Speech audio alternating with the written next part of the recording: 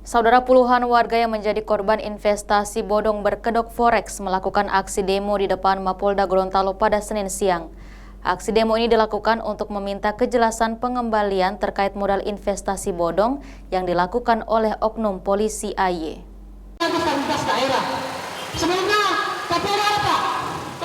Puluhan warga dari Kecamatan Batu Daa, Kabupaten Gorontalo yang menjadi korban investasi bodong berkedok forex melakukan aksi demo di depan Mapolda Gorontalo pada Senin siang. Dalam aksi ini warga menuntut kepada Kapolda Gorontalo untuk bertanggung jawab atas investasi bodong yang dilakukan oknum polisi AY dan istrinya SB yang saat ini telah ditetapkan sebagai tersangka. Selain itu, masa aksi juga meminta kejelasan pengembalian yang telah diinvestasikan. Pasalnya, oknum AY berjanji akan mengembalikan modal investasi pada bulan Januari 2022. Dalam investasi bodong ini, korban mengaku mengalami kerugian hingga ratusan juta rupiah.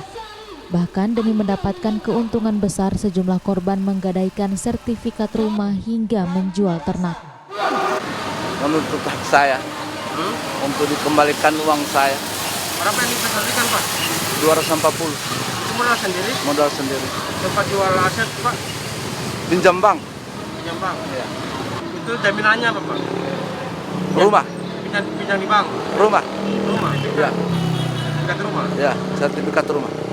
Sekarang ini kami minta pendapatnya Pak Kapolda karena yang menjadi ini adalah seorang polisi. Jadi kami minta Kapolda bisa bertanggung jawab kepada apa yang dicapai oleh seorang polisi. Berapa yang diinvestasikan, Pak? Kalau saya punya pribadi 100 juta, Pak.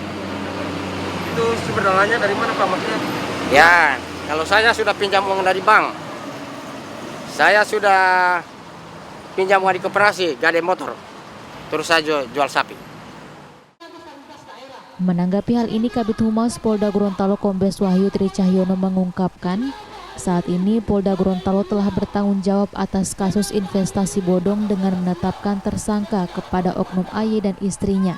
Wahyu menyebut soal tuntutan pengembalian modal investasi, polisi masih fokus dalam menegakkan hukum untuk mengungkap pelaku lainnya yang terlibat dalam investasi bodong tersebut.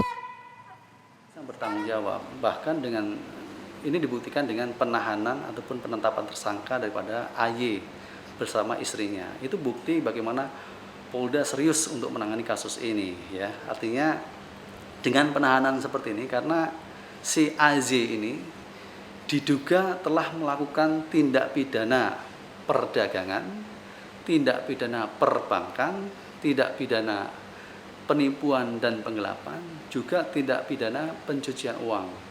Yang jelas Polri saat ini sedang memproses kasus ini. Jadi silahkan nanti kita tunggu saja ke depannya. Urusan Polri adalah bagaimana menegakkan hukum. Ya, kita proses siapa-siapa yang terlibat di dalam kasus ini.